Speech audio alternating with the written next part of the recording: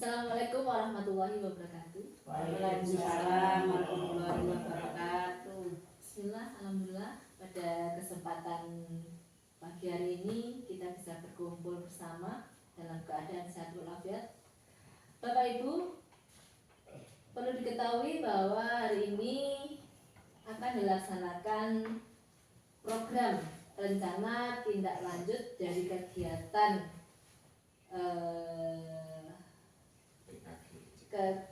PKG PJOK yang mana Pak Agus Pak Ijin telah melaksanakan kegiatan pembelajaran yang nantinya beliau akan memberikan program-programnya tentang rencana tindak lanjut yang akan dia sampaikan kepada kita bersama. Jadi kami harap partisipasi dari Bapak Ibu dalam kelancaran kegiatan ini. Mungkin dari saya hanya itu. Saya Edi. Wassalamualaikum warahmatullahi wabarakatuh. Waalaikumsalam warahmatullahi wabarakatuh. Ya, assalamualaikum warahmatullahi wabarakatuh. Waalaikumsalam warahmatullahi wabarakatuh. Terima kasih atas waktu yang sudah diberikan seperti yang disampaikan oleh Ibu Kepala Sekolah tadi. Saya di sini akan menyampaikan program yang sudah saya laksanakan, yang mana kurang lebih sekitar 2 bulan. Alhamdulillah saya sudah mengikuti program peningkatan kompetensi guru khusus PJOK. Jadi di sini kita rileks saja gitu Ibu, rileks, santai, nggak usah tegang. Mohon maaf nggak ada sugane, nggak ada mamirinya. Kalau mau minum silahkan ngambil sendiri minum deh. Baik, yang pertama ini yang perlu saya sampaikan adalah RTL. RTL ini adalah rencana tindak lanjut yang sudah pernah saya lakukan terkait dengan kegiatan pembelajaran di sekolah. Diseminasi implementasi SEM. SEM itu apa? Kepanjangannya adalah Sport Education Model pada kegiatan P5 Festival Permainan Tradisional Hadang dengan judul Mini Olimpiade Ceria. Jadi ini adalah judul yang saya ambil dalam kegiatan program RTL untuk kedepannya. Mungkin kalau hanya sebatas ini, pastinya teman-teman di sini masih belum punya gambaran kira-kira RTL yang dimaksudkan dengan Festival Permainan Tradisional Hadang ini seperti apa dan kaitannya dengan P5. Oleh karena itu kita lanjutkan untuk slide yang kedua, silakan Bulikan. Nah, di sini latar belakangnya. Jadi sebelum saya mengambil program, sebelum saya menentukan program apa yang akan saya laksanakan, saya berpikir tentang latar belakangnya. Kenapa saya mengambil dari permainan tradisional Hadang? Latar belakangnya adalah olahraga dan permainan tradisional adalah bagian tak terpisahkan dari budaya dan identitas suatu bangsa. Di tengah perkembangan teknologi yang pesat, permainan tradisional mulai terlupakan, terutama oleh generasi muda. Padahal permainan tradisional memiliki banyak nilai positif yang mendukung pembentukan karakter, pengembangan keterampilan motorik, dan pembelajaran nilai-nilai sosial seperti kerjasama, sportivitas, dan rasa saling menghormati. Dari penjabaran tadi itu dapat diambil kesimpulan kenapa saya mengambil Festival Permainan Hadang. Karena di era sekarang ini kita tahu sendiri, mungkin di lingkup keluarga kita juga terbawa oleh kemajuan zaman, yang mana untuk permainan tradisional ini sudah hampir punah. Rata-rata mereka asik dengan gadgetnya sendiri, main game. Padahal kalau diambil filosofi dari permainan tradisional ini banyak sekali manfaatnya. Makanya itu saya mengambil Festival Permainan Hadang ini sebagai program. Tujuannya adalah untuk menguri-nguri, istilahnya nguri-nguri budaya leluhur kita. Kemudian terkait SEM tadi, SEM, mungkin ibu-ibu semua di sini baru pertama kali mendengar SEM. Apa sebelumnya ada yang pernah dengar SEM? SEM. Ya, SEM ini adalah istilah terbaru. Saya pun memperoleh informasi tahu tentang SEM ini pada saat mengikuti diseminasi secara langsung PKG PJOK. Jadi SEM itu apa? SEM, Sport Education Model, model pendidikan olahraga, adalah sebuah pendekatan pembelajaran dalam pendidikan jasmani yang dirancang untuk memberikan pengalaman olahraga yang autentik seperti yang terjadi dalam dunia olahraga sebenarnya. Nah, dari kata-kata di sini bahwasanya kegiatan SEM ini adalah kegiatan pembelajaran olahraga yang nyata, autentik. Nah, sebelum saya lanjutkan, kebetulan beberapa hari yang lalu di kecamatan kita sudah melaksanakan event event, perlombaan atau pertandingan dalam rangka HGN. Ibu-ibu semua di sini, teman-teman, saya lihat juga beberapa kali sudah berpartisipasi di sana.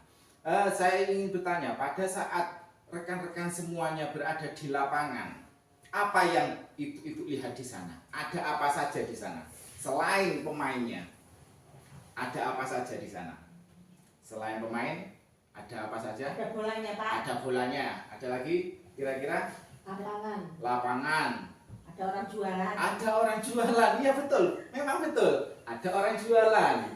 Kemudian ada wasitnya, iya kan? Ya. Ada panitianya. Nah, di sini program SEM, model pembelajaran SEM ini tidak jauh berbeda. Seperti kita pelaksanaan pada saat di dunia nyata, aslinya, autentik seperti itu. Saya lanjutkan model, belum menikah, masih ada di sebelahnya. Model pembelajaran sport education menawarkan pendekatan yang menarik untuk menghidupkan kembali permainan tradisional dalam pembelajaran olahraga. Dalam model ini, peserta didik tidak hanya menjadi pemain, tetapi juga berperan sebagai penyelenggara, pemain, tetapi juga sebagai penyelenggara, wasit, pelatih, atau pencatat skor. Pendekatan ini mendorong keterlibatan aktif peserta didik, pengembangan keterampilan organisasi, dan penguatan tanggung jawab individu maupun kelompok. Seperti yang saya sampaikan tadi, bahwasanya untuk model pembelajaran SEM ini, semua peserta didik, semua siswa diharapkan berpartisipasi aktif, tidak ada yang nganggur, seperti itu. Mereka dibagi menjadi beberapa tugas, beberapa peran, baik itu peran yang pertama tadi sebagai panitia, ada yang menjadi pemain, dan seterusnya. Dilanjut, Bu Nika. Nah, ini tujuan program. Saya mengambil program Festival Permainan Tradisional. Tujuan yang pertama adalah memperkenalkan dan melestarikan permainan tradisional sebagai bagian dari warisan budaya. Jadi tujuan saya mengambil program tersebut adalah anak-anak supaya mengetahui bahwasannya permainan festival tradisional Hadang ini adalah memang budaya dari kakek nenek moyang, dari leluhur-leluhur, dan perlu kita lestarikan supaya tidak punah. Dengan era digital sekarang ini, media sosial ini rata-rata anak-anak sudah istilahnya tidak begitu peduli dengan permainan yang ada di sekitar. Beda dengan kita pada zaman dulu. Zaman kita masih kecil, belum ada gadget, jangankan gadget, gamebot saja masih langka. Permainannya apa? Alami, tradisional. Disitulah banyak sekali nilai-nilai yang dapat kita ambil. Seperti itu. Yang poin kedua, tujuannya adalah mengintegrasikan pembelajaran keterampilan motorik halus dan kasar melalui aktivitas yang menyenangkan dan bermakna. Di sini ada kata-kata keterampilan motorik kasar dan halus. Saya sampaikan sedikit saja. Untuk motorik kasar, semua anak ini pasti punya dan sesuai dengan usianya. Sebagai contoh, motorik kasar ini kaitannya dengan aktivitas gerak yang berkoordinasi dengan otot besar, antara lain otot lengan tangan dan kaki. Misalkan ada anak yang bayi baru belajar merangkak, kemudian setelah merangkak biasanya dilanjutkan dengan apa? Berdiri, berjalan, berlari. Nah, itu namanya adalah motorik kasar. Dan selanjutnya, kalau motorik halus, ini butuh koordinasi dan menggerakkan otot-otot yang halus, antara lain jari-jari dan pergelangan tangan. Sebagai contoh, anak kalau usia bayi disuruh menulis pasti belum bisa.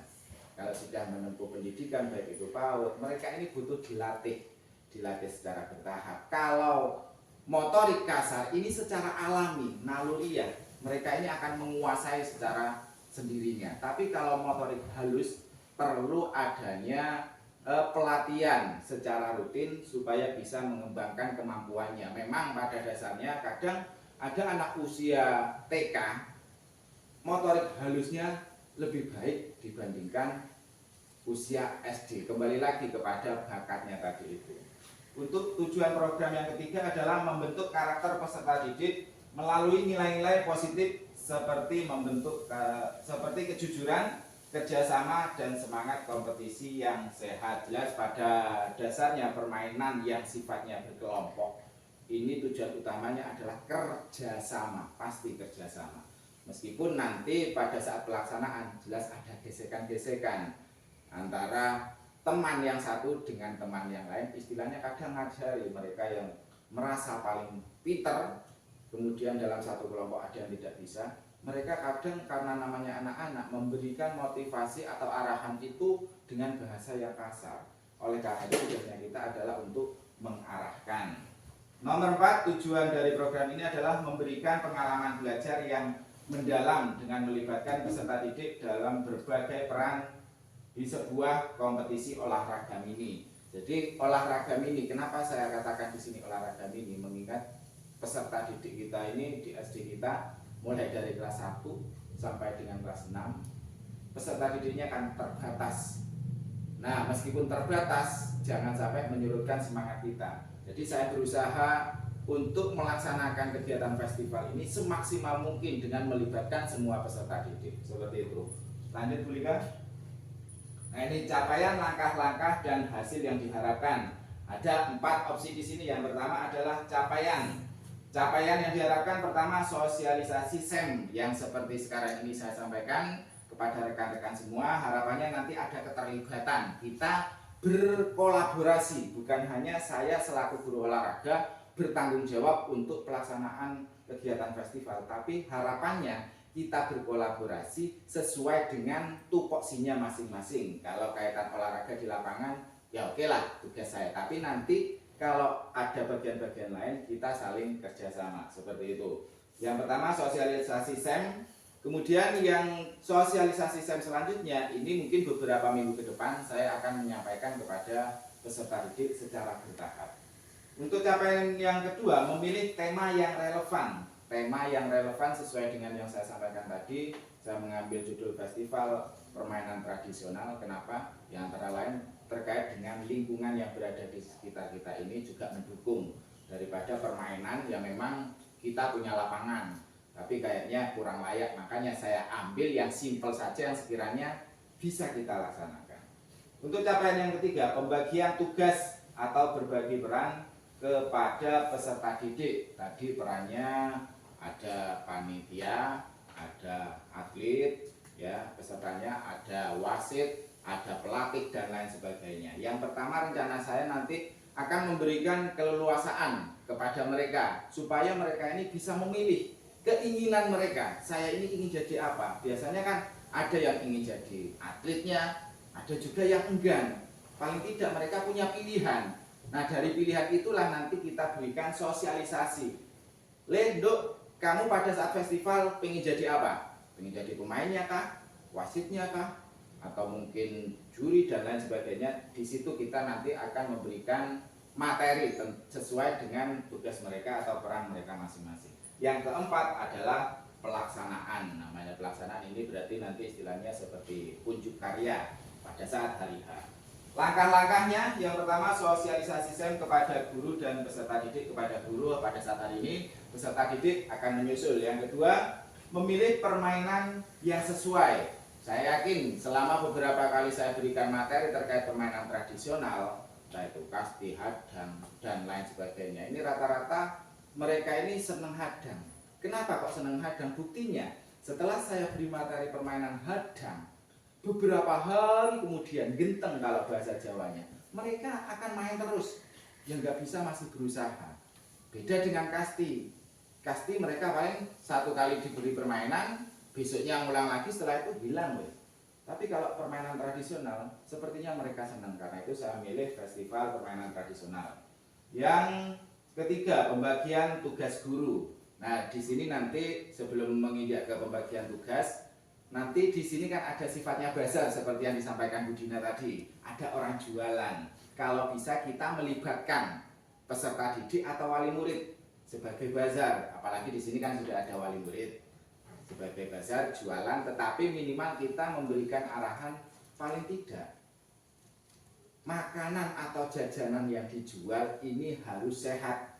Jangan sampai mengandung bahan-bahan yang berbahaya atau kurang baik bagi kesehatan.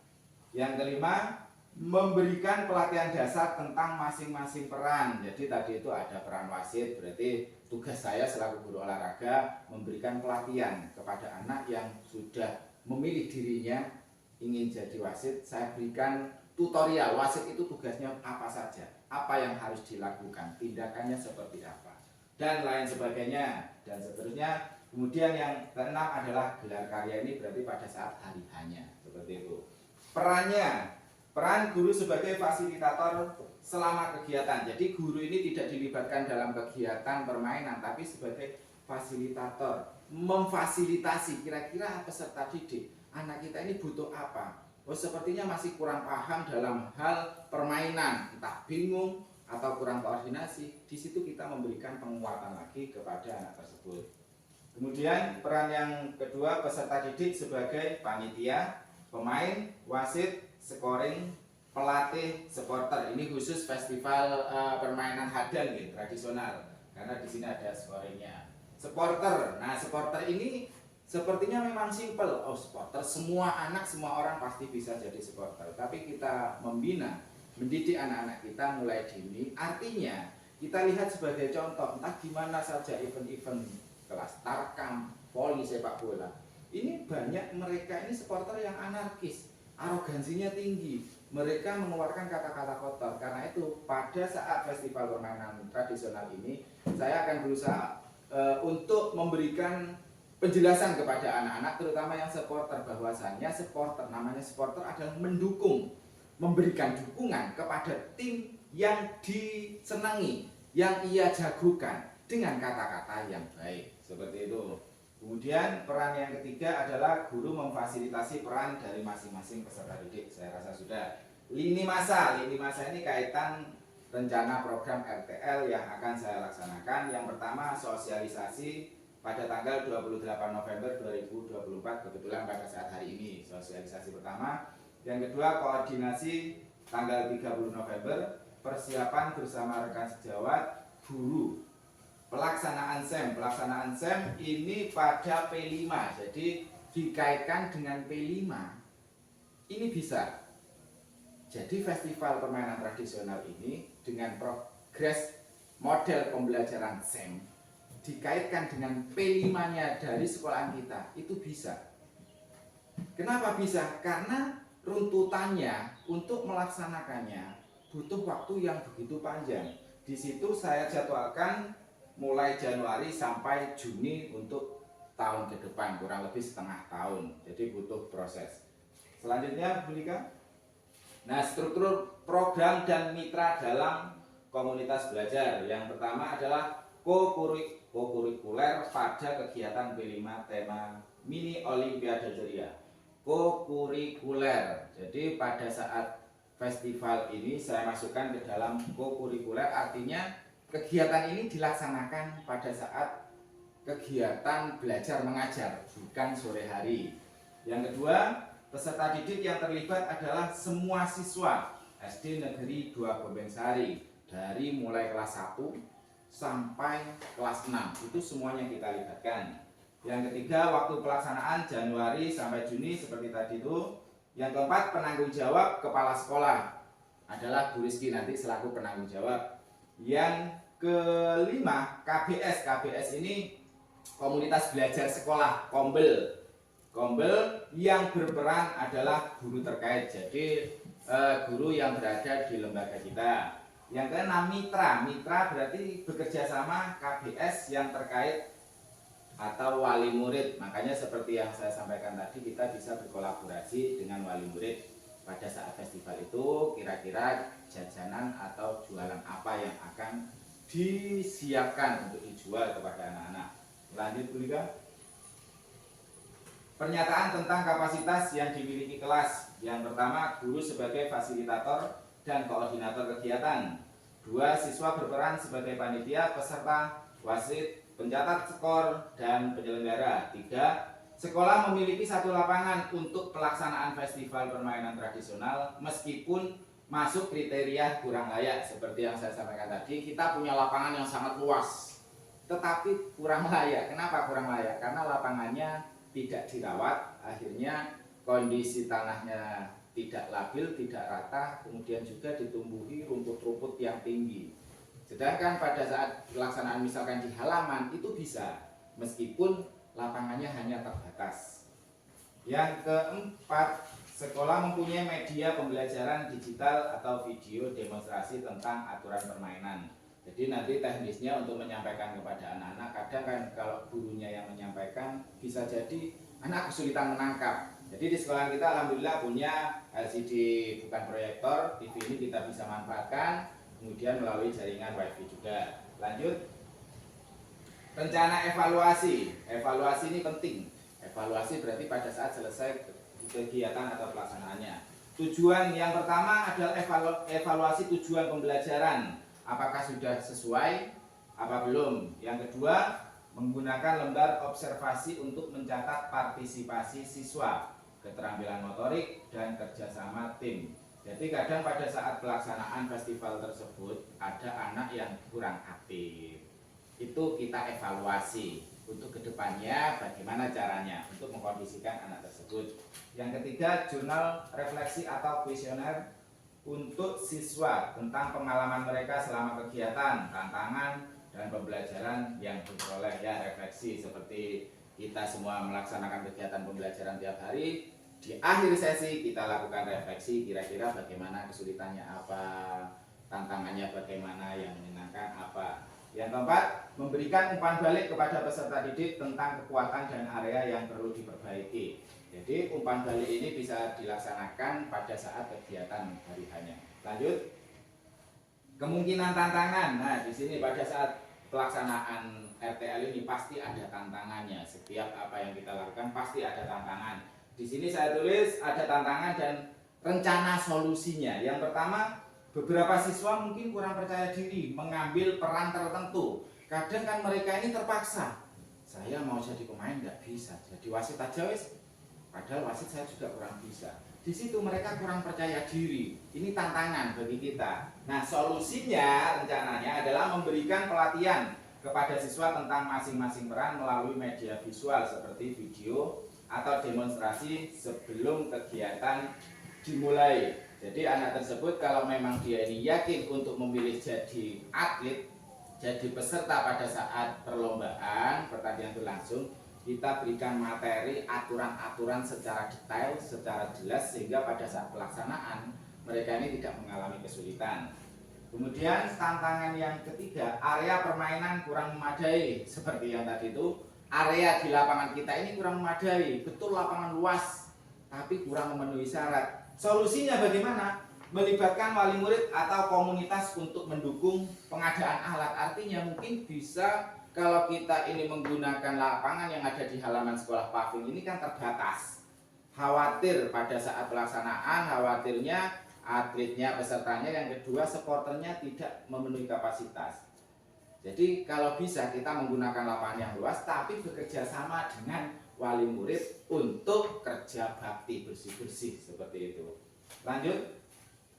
Sudah selesai, ini dokumentasi terakhir. Jadi itu saja yang bisa saya sampaikan terkait dengan RTL, rencana tindak lanjut. Karena itu saya mohon koordinasi, kerjasama, apa yang sudah saya rencanakan ini harapannya bisa terlaksana. Sebelum saya tutup, saya minta masukan dari teman-teman semua di sini terkait dengan rencana program yang sudah saya lakukan. Monggo masukannya. Budin, masukannya gimana? Budina? Menurut saya tadi setelah mendengarkan paparan dari Pak Agus tentang rencana tindak lanjut yang tadi sudah disampaikan sudah sangat baik. Mungkin kalau usulan tidak ada yang saya ambil dari apa yang disampaikan tadi.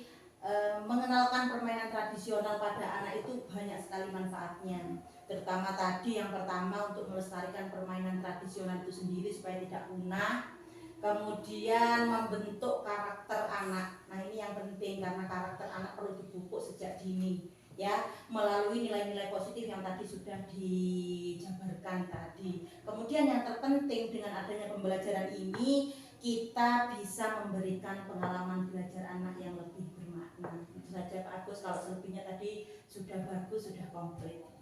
Ya, oke. Terima kasih. Memang benar apa yang disampaikan Bu Dina tadi. Tujuan dari pembelajaran ini tidak lain dan tidak bukan adalah pembelajaran yang bermakna, berpusat kepada peserta didik dengan membentuk karakter terutama ya, dengan nilai-nilai positif tadi yang sudah disebutkan, kejujuran, kerjasama dan lain sebagainya. Karena dari informasi atau kenyataan yang kita dapat ini memang sangat miris sekali kaitan dengan dunia pendidikan. Lagi-lagi yang disalahkan adalah dunia pendidikan terkait dengan karakter para ya entah oknumnya saja yang seolah-olah apakah ini gara-gara pendidikan yang salah dengan perubahan kurikulum yang berubah-ubah beberapa kali. Tapi ya kembali lagi, itu saya yakin bukan kesalahan kita, dikembalikan lagi kepada karakter mereka. Kita di sekolah hanya beberapa jam untuk mendidik anak, sepenuhnya yang mayoritas itu adalah di lingkup wilayah keluarga. Terima kasih Bu Dina. Yang lain ada? Baik, tambahan dari saya bahwa program yang sudah direncanakan tadi mungkin nanti bisa disesuaikan dengan P5 di awal tahun depan, karena di situ kan menyinggung bahwa rencana tindak lanjut dari apa tadi namanya hadang ya, festival permainan tradisional yang nantinya akan dijadikan satu dengan P5. Maka dari itu nanti kita bisa berkolaborasi lagi bagaimana P5 itu tadi benar-benar terlaksana dengan apa yang sudah diprogramkan sama Pak Agus. Oke, terima kasih. Jadi memang wacana ke depan kalau bisa mudah-mudahan bisa dilaksanakan, kita masukkan juga ke dalam program P5 dan berkoordinasi dengan koordinator P5 yang berada di sekolah kita. Dari yang lain sudah nggak ada, cukup ya? Cukup. Kalau sudah cukup, terima kasih atas perhatian, atas waktunya dan kesempatan saya di sini sudah menyampaikan presentasi. Mohon maaf atas segala kekurangan. Saya akhiri, wassalamualaikum warahmatullahi wabarakatuh. Waalaikumsalam warahmatullahi wabarakatuh.